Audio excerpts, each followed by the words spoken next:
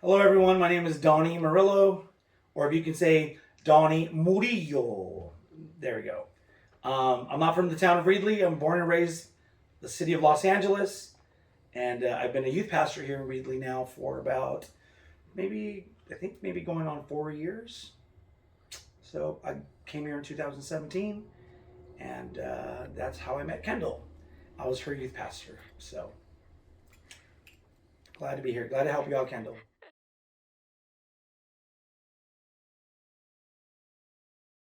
Wow.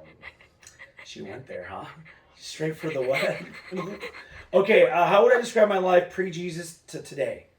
Oh my goodness. I would say that the first thing that I would say that just is jumping in my head is the way I process now. The way I used to process before was, it was very, I would say, just harmful. It was very harmful. My process had to do with a lot of depression, and I would go and party. I'd go and club. I'd go to clubs, and house parties got kind of too dangerous in the 1990s. So I moved on to clubbing, which was super fun, a lot more safer. And But that's what I used to do to process a lot of my depression and a lot of unhealthy relationships. That was then. Now, what I do is I still have relationships that help me out with support, but they're healthy relationships in that we can identify with each other, to encourage each other, to bring our, I guess you would say, our stresses, our anxieties, our depression to a place of faith. I think as of right now, that's like the major thing I would say um, that stands out to me right now of who I used to be and who I am now.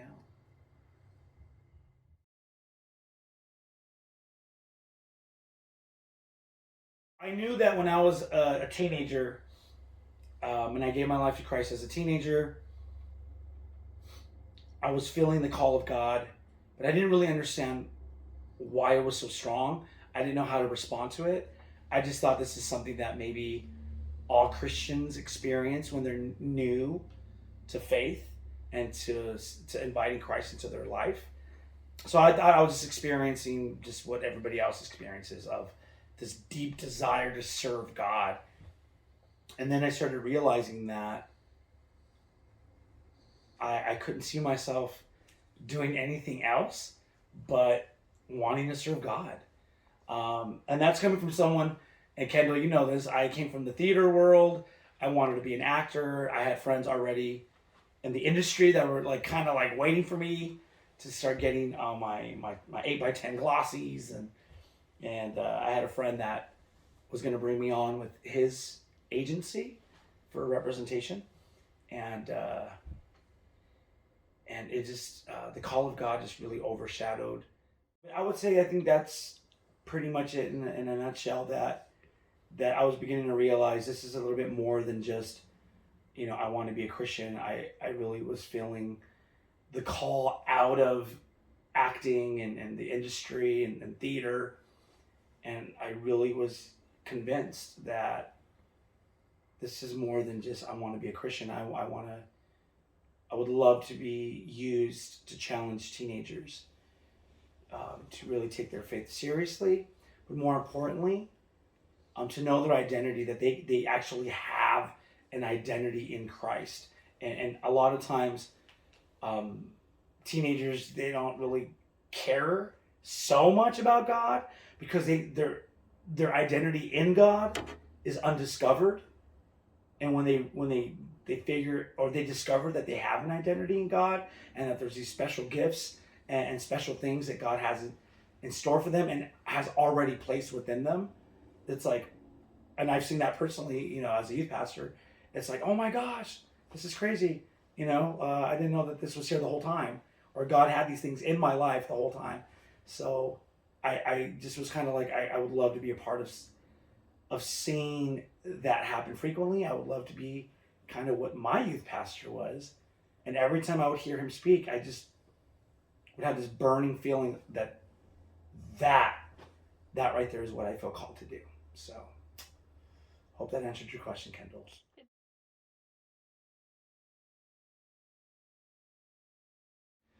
Man, when I accepted Christ into my life, I thought everything was going to be better. I didn't come from a family of faith, or faith was in our family.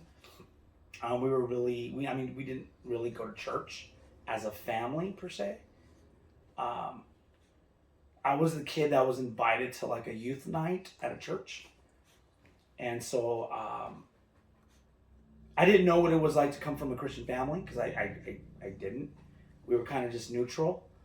Um, we partied a lot as a family, like generations of partying, and so God was just kind of like, in a Mexican house in the kitchen, you have the Last Supper over the table, And it's funny, a lot of my friends and their parents, same thing, right? So, but things didn't necessarily get better, outwardly, I should say.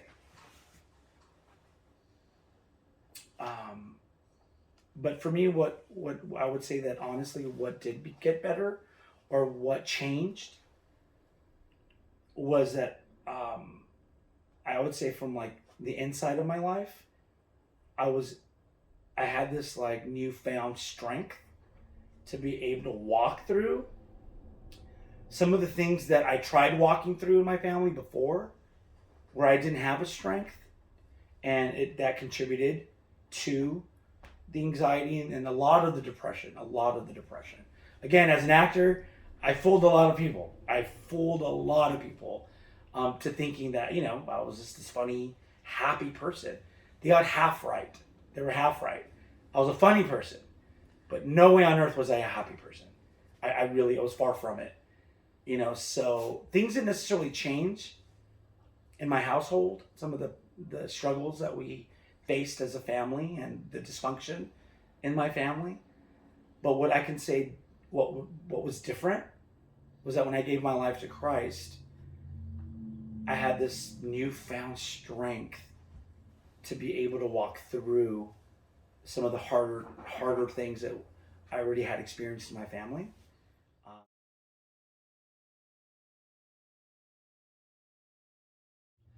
the first thing I would say is, when I see students take their faith into their own hands and they really just run with it, where it's no longer oh, well, this is kind of like when my parents believe, so I guess I gotta believe it.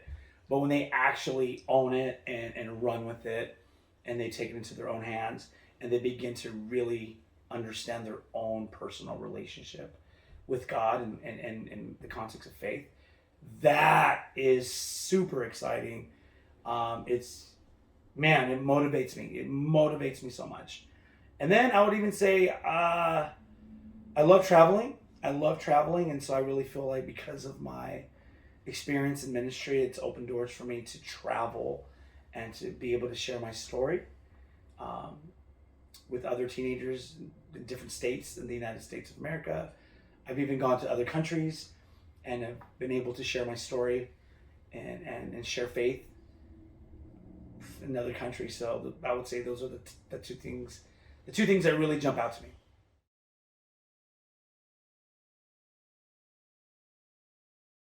I would say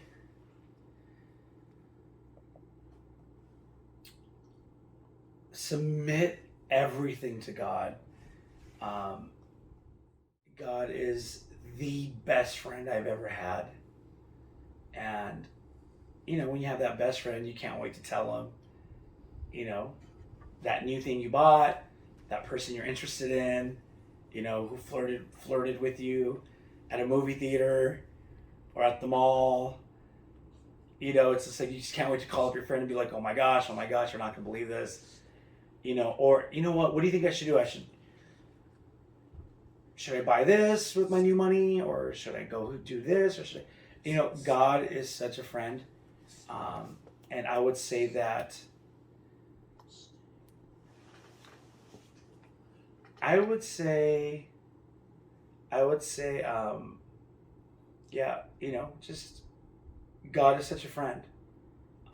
For me, I didn't have the closest relationship with my parents because there was a lot of craziness in my family growing up.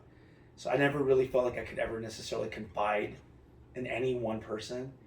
And even in high school, yeah, I had a best friend, but like I would say on my end, I knew that I kept it shallow on purpose. Just, my own stuff. But God became my best friend, and I run everything by God. And why ultimately? Because there's such a peace. There's such like this newfound peace in my relationship with God. So if you are listening, anybody, I would encourage them to just take the time, and get to a quiet place and pray and just talk to God, and just whatever choices you have to make, whatever decisions you have to make, include God in them. And just know that maybe an answer is not what He's going to give you, but peace He will give you. I promise that.